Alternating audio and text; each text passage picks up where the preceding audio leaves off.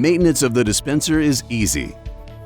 When the partial roll is equal or smaller in size than the roll holder, 3 inches, an additional roll can be added to the dispenser while keeping the partial roll engaged with the feed rollers.